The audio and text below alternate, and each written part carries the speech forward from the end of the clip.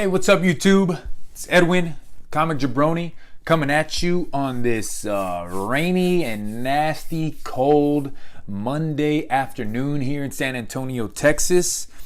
I have for a while been telling you guys that when I reached 150 subscribers, I was going to do like a, my top 25 to 30 X-Men and Spider-Man books in my, personal collection.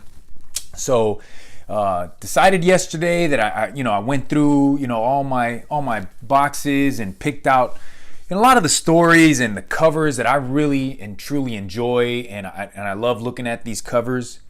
So that's really what this video is going to focus on. I'm just going to kind of show off a couple of the cool covers and awesome stories that I have in my collection. But today is a sad day, and I did want to touch on the passing of Stan Lee, who is an icon in the comic community. I was very fortunate a few years ago to be able to meet Stan Lee, and I'm actually going to show off this picture that I have here of the man himself and me. As you can see right there, I took a picture with him, and that was at Alamo City Comic Con 3 years ago. 2015, and they did like a VIP, a VIP experience to meet Stan, and you got a book signed by him, and you got to take a picture, and you got to get first choice of seating in his, in kind of like they were gonna do an interview with him or whatever, like a discussion board or something. So, anyways, I did get to meet Stan, and I wanted to touch on that. He's a big influence in the comic community, and I'm very saddened that he has passed on. But he lived a long life, 95 years old. He lived a long life, and he did a lot. He did a lot for the comic community, and I wanted to show off the book that I actually got signed by him, and that's Avengers Disassembled. That's Avengers number 500, and as you can see, I got his signature there. And to me, this, one of the reasons I got this book signed is this was one of the first stories that got me really back into comics and loving comics and just collecting comics. And I've had this book for so long, and the fact that it got a 9.8 after this book. And that whole story, it's like 4 or 5 parts. I had it in my collection since like 2000, and when it first came out. So this came out in 2004. So I've had it probably since like 2005, and it went with me everywhere when I was in the military, when I was active duty. So they would pack it up in boxes, and I would move to Washington State, or I would move to northern Texas. I went to Germany, Korea, and this book was always with me. And the fact that it's a 9.8, I got it signed by Stan Lee. I'm just, I love this book, and I showcase it off in my room. So I got this book signed by him, and as you could tell from that picture that I had, when I took that picture with him, I had this Spider-Man book with me, because this was honestly at the time one of the only Spider-Man books that I had. So that is Amazing Spider-Man number 539. That's the second printing of it, graded 9.4. I'd always been told that Stan Lee, his favorite, one of his favorite characters was Spider-Man. So I wanted it, when I took the picture, I wanted this comic to be in the picture with us. And then as soon as I took the picture, I sent it off to get graded. So it's just my personal story of meeting Stan Lee. It was so awesome, and the line was crazy long. Even with the VIP, you didn't really get to spend a lot of time with him. But I remember walking up, and I said, Stan, I just said Excelsior, really loud, and he said it back to me. So that'll always be with me. That's just a personal story of mine of meeting Stan. So those two books are very near and dear to my heart, and I will never get rid of them. You might ask, why did you get that Avengers book signed? It's not a, it's a semi-key, I guess, because that Avengers Disassembled is really the jump off point to everything that we know in the Marvel Universe right now. right? If you think about it, right after Avengers Disassembled is House of M, and then after House of M, you got the World War Hulk, and then you have the secret invasion that happened. I mean, there were just so many things that happened after that Avengers Disassembled, and especially with the mutants, right? Because House of M, that's where Scarlet Witch says no more mutants, so that kind of decimates them. So a lot of things happen out of this Avengers Disassembled, and I love that cover, and I love the story. So that is my story. This is one of my Spider-Man books that I wanted to showcase off to you guys. I have a few more slabs that I'm going to show. So let's get into this top 25 or whatever you want to call it of Edwin's Spider-Man and X-Men books. And we're going to start it off with some Spider-Man goodness. This right here is Amazing Spider-Man 36. Black cover there, 8.0 grade. I actually got this for my birthday last year from my buddy Alan. He gave me this book. He knew I was kind of looking for this book. This is the World Trade Center story. Very important book. It is a newsstand copy on top of everything else. So it's kind of, it's a very important book to me. I joined the military back in 2006, and a lot of it was, I wanted to fight for my country, and I wanted to be out there. So this is an important story, and I love how Marvel kind of incorporated real events in the world into their stories. So Amazing Spider-Man 36, absolutely love this book. Next one I'm going to show off, and I have shown this one off before. This is Amazing Spider-Man number 529. That's the first appearance of the new Spider-Man costume, which, if you guys know, that was in the Avengers Infinity War movie. So this one right here is actually the variant of this book, grade 9.2. It is the newsstand, and if you read at the top, it says newsstand editions exist with a $2.99 cover price, and that is this book right here, $2.99 cover price. When this book came out, the direct editions were $2.50, I think they were. But for some reason, the newsstands were more expensive, and you don't see a lot of them. I've looked on eBay for them, and they're just not out there. And I'm wondering if I send this book to get re-slabbed, it'll say that this is the variant, the newsstand edition. You could tell this is an older CGC case because it has the white pages underneath Amazing Spider-Man instead of in the number. So if you look over here, this is a newer case and it has 9.2 white pages. Over here, you could tell it's just an older one. So I love this cover, love the story. So happy to get this newsstand variant as well. Moving on, we got some more Spider-Man goodness. This is Giant Size Superheroes, number 1. So love this cover. Glad that I got that in a 9.2. It's awesome to get some Bronze Age goodness and higher grades. I love this cover because it just, you look at it and you can tell Spider-Man is struggling against Morbius and the Man-Wolf. This is actually the only issue that came out, even though when you read it at the very end, it does say that there's going to be a number 2 or to be continued, and it never happened. There was only one issue of this Giant Size Superheroes featuring Spider-Man. I love this book and I love this cover. Moving on, if you guys had seen a few weeks ago, I did a Miles Morales speculation video. Well, I had to show this book off. It is Spider-Man. It is one of my favorite books that I have in my collection. So this is Ultimate Fallout number 4, first appearance of the new Spider-Man, Miles Morales. And as you guys know, if you saw that video, I do have this and the 2 second printings of it. Absolutely feel like this is a book that everybody should have in their collection. This book is continuing to go up in price.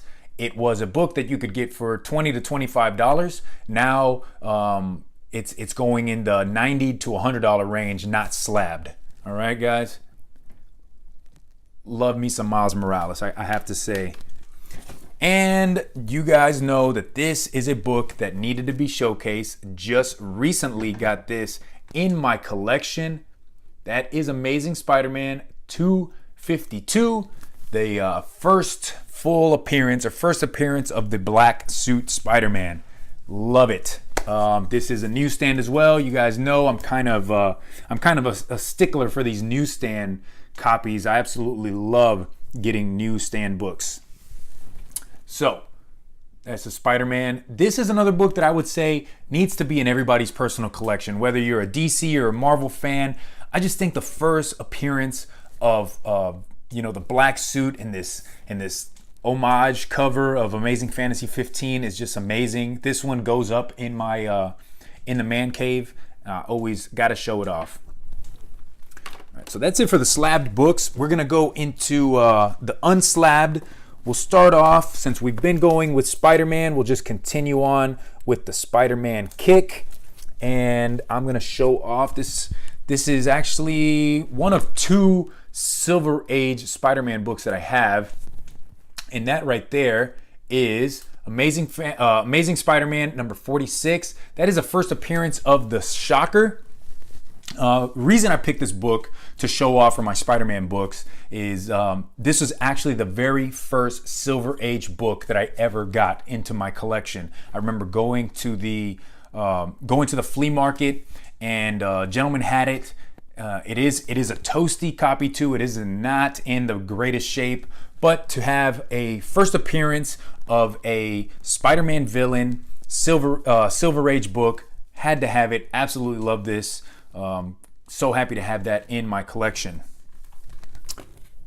Going a little bit newer, this one actually just came out not too long ago. This is Spider-Geddon number 0. And that is such an amazing cover. I love that cover. And this is, if you don't recognize, that is the Spider-Man from the new PS4 video game. I absolutely love that game, guys. I've beaten it already. I got all the way through and got the the platinum trophy. So that just means that you went in and you did everything that the game offered as far as trophy hunting, and you got the platinum trophy. I am now currently in my 2nd playthrough of the game. I love that game, and I love this Spider-Man. I dig how his suit kind of contrasts with that deep blue, that more like a baby blue, I don't know, sky blue there. Absolutely love this cover. Wanted to show that off.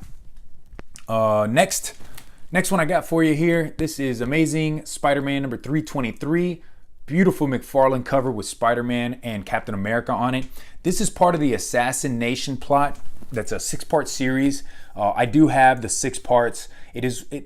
I truly enjoy this storyline with Spider-Man. It kind of takes him into different nations, into different countries, and there's like kind of like a plot to destroy, to kill somebody. I just love it, guys. I love this. I believe McFarlane is one of the best at drawing Spider-Man, and his Captain America there looks amazing as well. All right, moving on. We got Amazing Spider-Man 316. You guys know that cover, another McFarlane cover. This is actually the 2nd appearance of Venom and his first cover appearance. I know 315 has Eddie Brock on the cover, but this is actually Venom's first cover appearance as Venom, and it is a classic cover. A lot of you guys know this book. Love, like I said before, love some McFarlane Spider-Man drawings. It is awesome. So from one classic cover, let's get into the next classic. This is Web of Spider-Man number 1. Just dig this Web of Spider-Man cover with him with the black suit, on top of one of the buildings in New York with the gargoyles there. Absolutely love this cover. I know that just recently, I want to say on this next book that I'm going to show you, they did a variant of this. And that is going to be Amazing Spider-Man Annual number 1. This one just came out. This is a beautiful Gabriel Dell'Otto cover with Spider-Man just trying to rip off that symbiote. I love this. Love the story. If you guys watched the video when I picked this up, there's like 4 stories in here.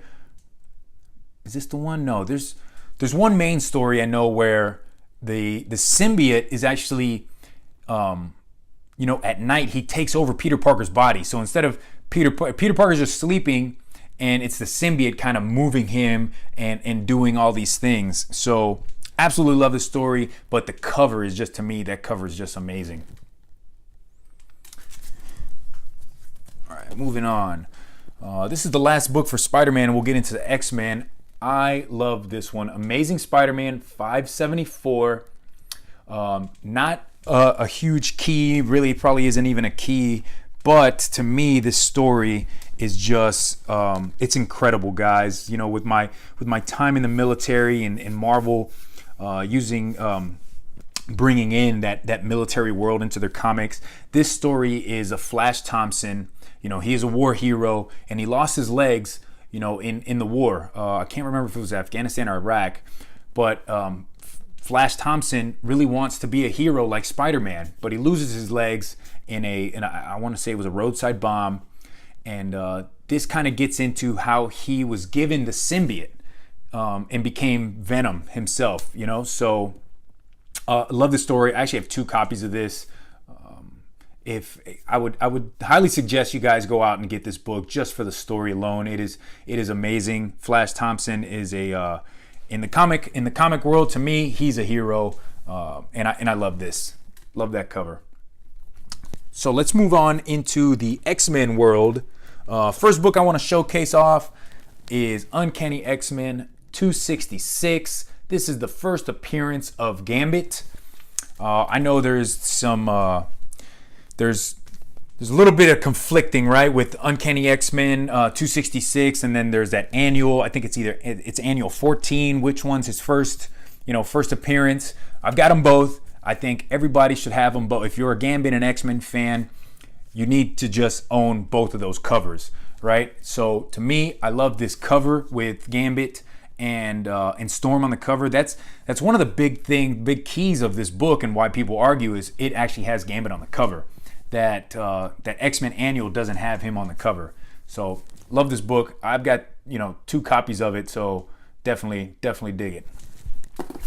Moving on to a little newer, we got All New X-Men #1. This is the first appearance of the time displaced X-Men. If you guys don't know the story, this was really right after that whole X-Men versus Avengers story where Cyclops and who else? Colossus and Namor. A few of them had some Phoenix powers.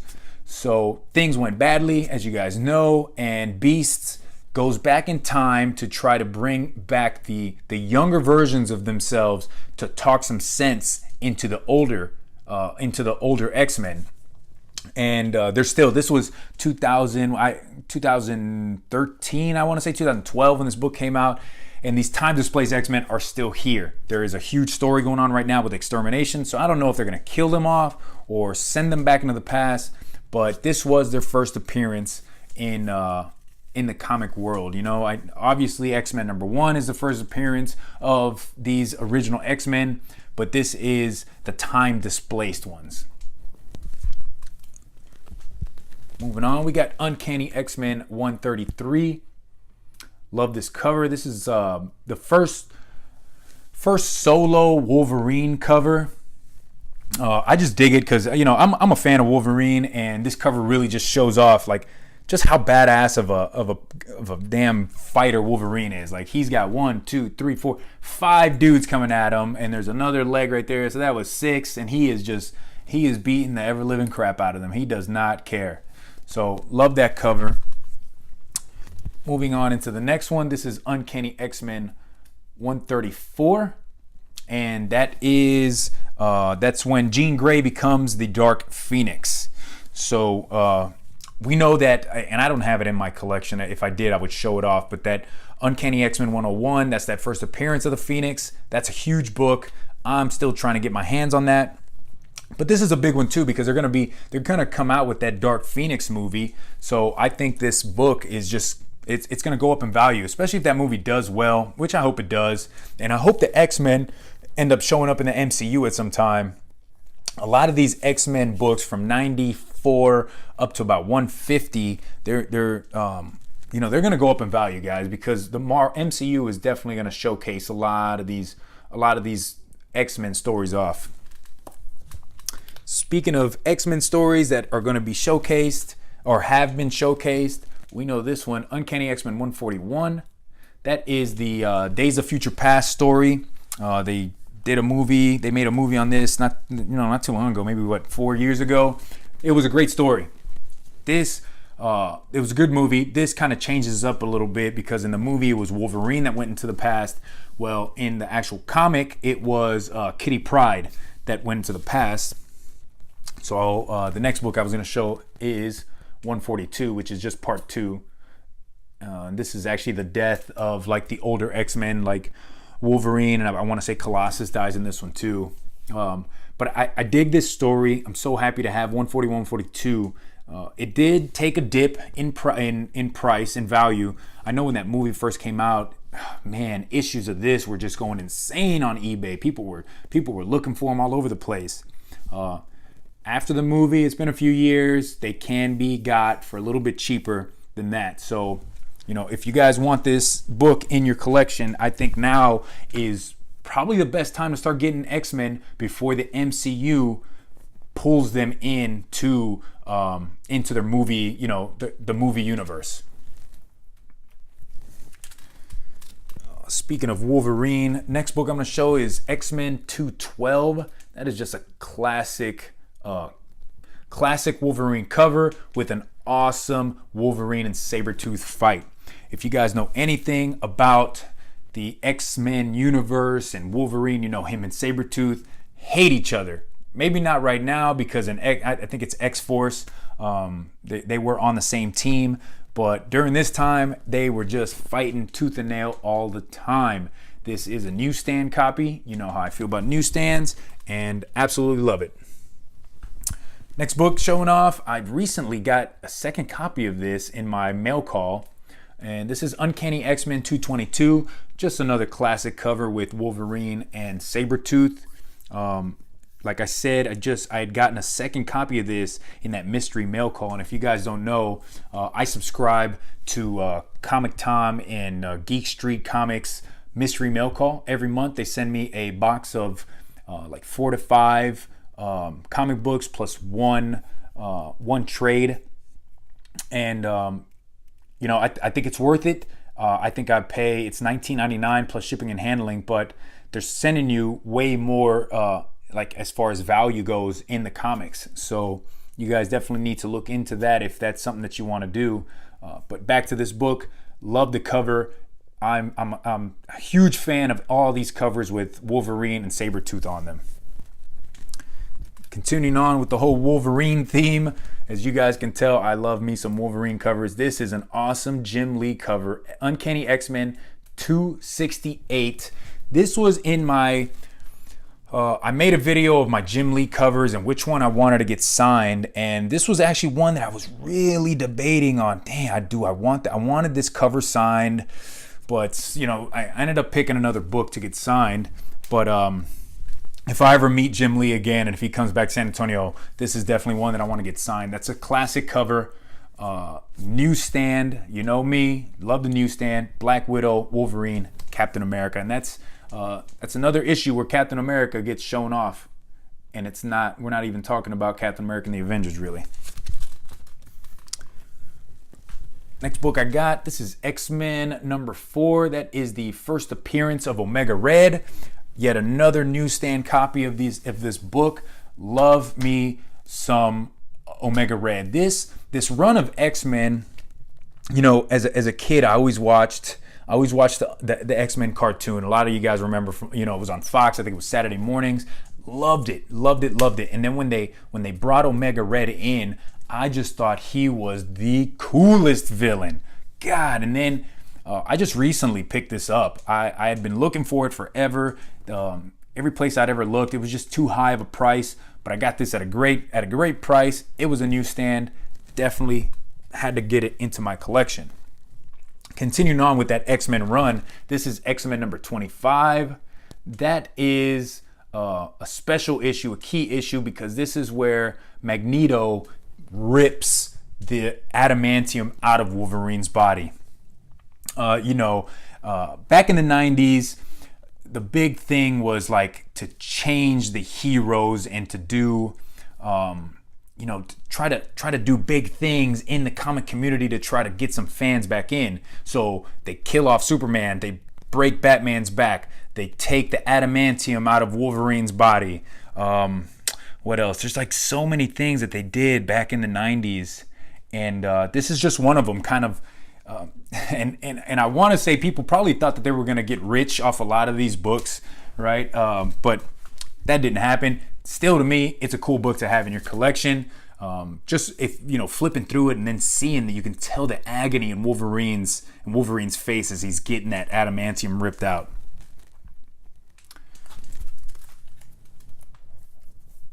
All right, another book here.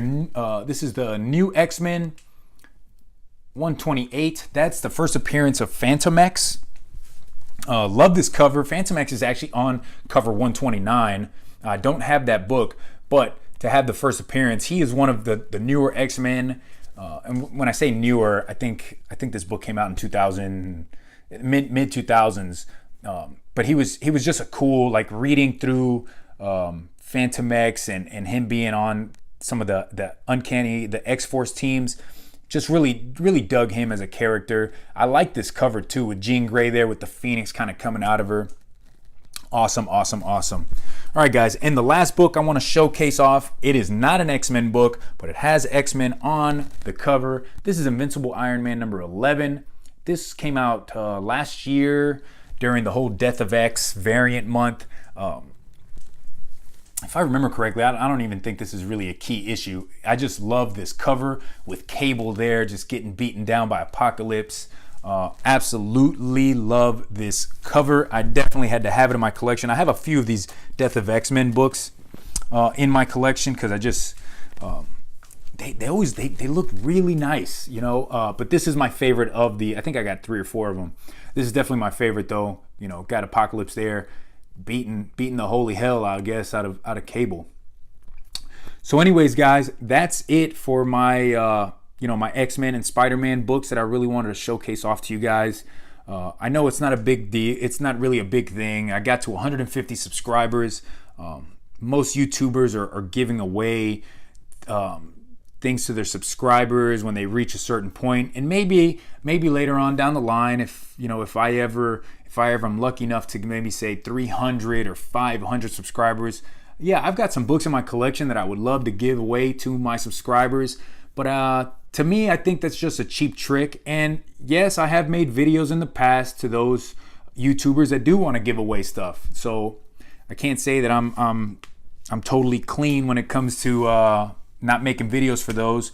But I just want to say thank you to my subscribers that watch, that like my videos, that comment.